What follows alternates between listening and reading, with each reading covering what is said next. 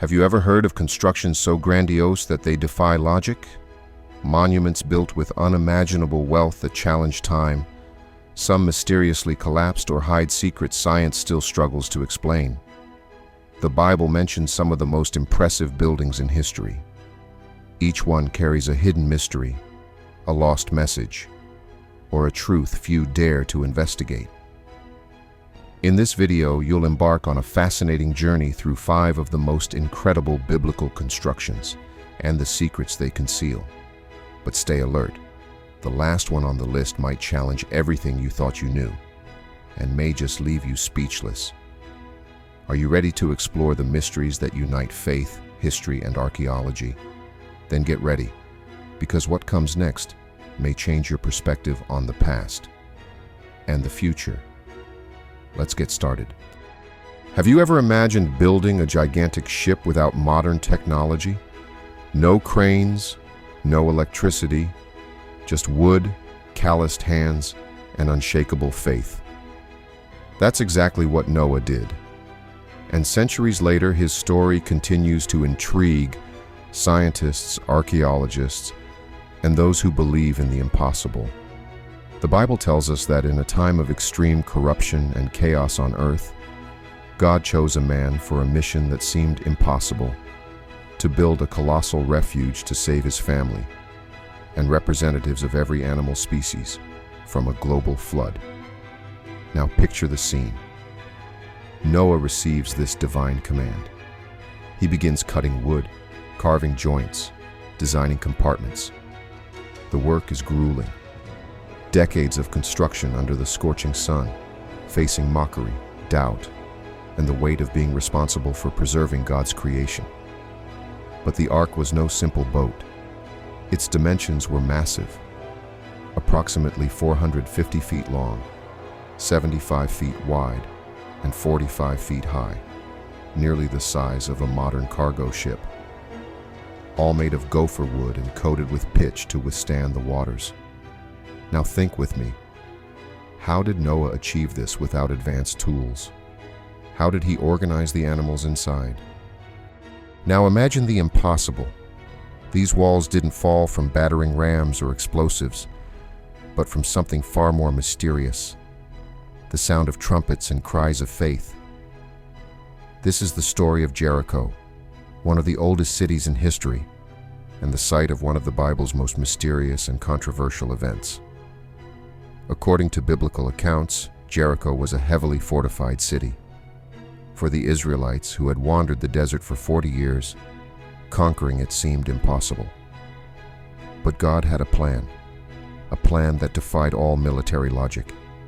The Israelite army received a peculiar order: march around the city once a day in silence for 6 days. No attacks, no weapons, just a silent procession, waiting for a divine signal. On the 7th day, everything changed. 7 trips around the city, trumpets blasting, a unified shout from all the people. Then, inexplicably, the walls collapsed. Not from machines, not from earthquakes, but from sound.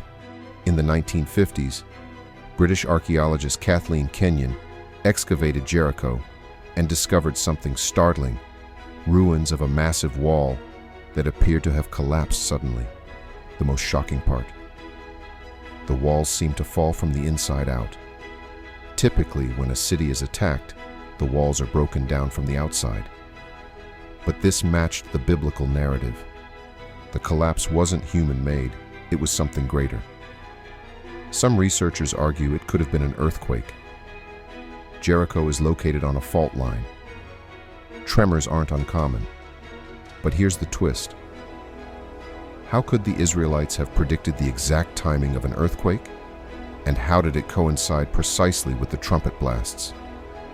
If an earthquake was responsible, then we're faced with divine-level synchronicity.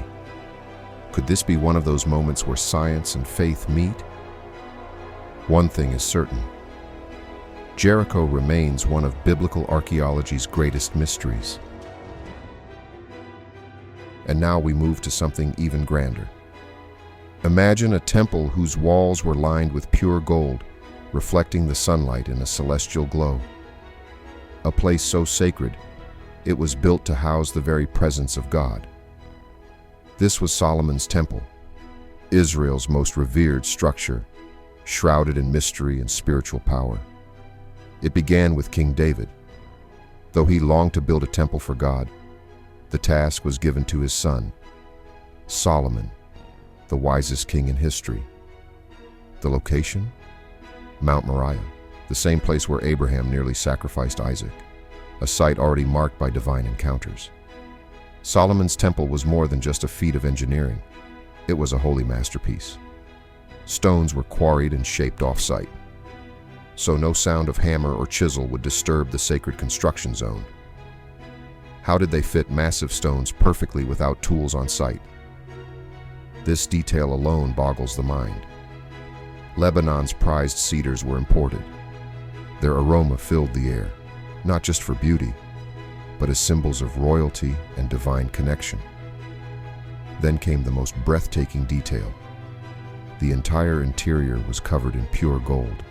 Carvings of cherubim, palm trees, and flowers adorned every surface, creating an atmosphere that transcended earthly reality.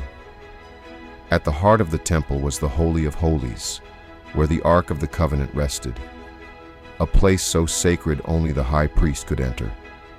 After 7 years of labor, the temple was complete. At its inauguration, something miraculous happened. Solomon prayed, and a glorious cloud descended, filling the temple. Fire from heaven consumed the offerings. The people fell in awe, knowing they were in the very presence of the living God. The temple stood for centuries, until its destruction. But its secrets and its spiritual weight still echo through time. Next up, a structure that aimed to reach heaven itself. Imagine a world where everyone speaks the same language. No barriers, no borders, just one goal: to build a tower that reaches the heavens. That's the story of the Tower of Babel. After the flood, humanity settled in the land of Shinar, modern-day Mesopotamia. United by one language, they began building a colossal tower using cutting-edge materials for the time, fired bricks and bitumen. But the motivation was clear. Let us make a name for ourselves, so we won't be scattered across the earth. They sought to challenge God, but then God intervened.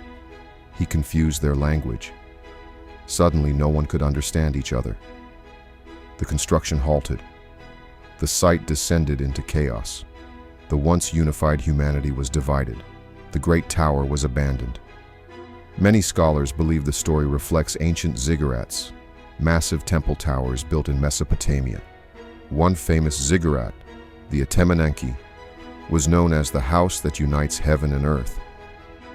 Now our final construction, a story of pain, hope, and rebirth. Imagine being exiled from your homeland, your temple, the heart of your faith, destroyed. Yet instead of giving up, your people return and rebuild. That's the story of the Second Temple of Jerusalem. After 70 years in Babylon, the Jews returned home. King Cyrus of Persia not only allowed it, he funded the rebuilding. But the new temple was nothing like Solomon's. Smaller, simpler, no ark, no gold-covered walls. Elders wept when they saw it. But then, the prophet Haggai delivered a divine promise. The glory of this latter house shall be greater than the former. Haggai 2:9. Centuries later, King Herod the Great expanded it, transforming it into a wonder of the ancient world. Vast courtyards, gold and marble, majestic columns. It was in this temple that Jesus taught, overturned tables, and made a bold prophecy. Not one stone here will be left on another. In 70 AD, this prophecy came true. The Romans destroyed the temple. Gold melted in the fire and seeped between the stones. Soldiers dismantled it all to retrieve the metal. All that remains today is the Western Wall, a symbol of both glory and grief. But the story doesn't end there. Jesus said, "Destroy this temple, and I will raise it again in 3 days." He was speaking not of stone, but of himself. He is the new temple, And now God's presence doesn't dwell in a building, but in the hearts of His people. So ask yourself, if God wants to dwell in you, is your life ready to receive Him? Thank you for watching this far. May God bless you, and we'll see you in the next video.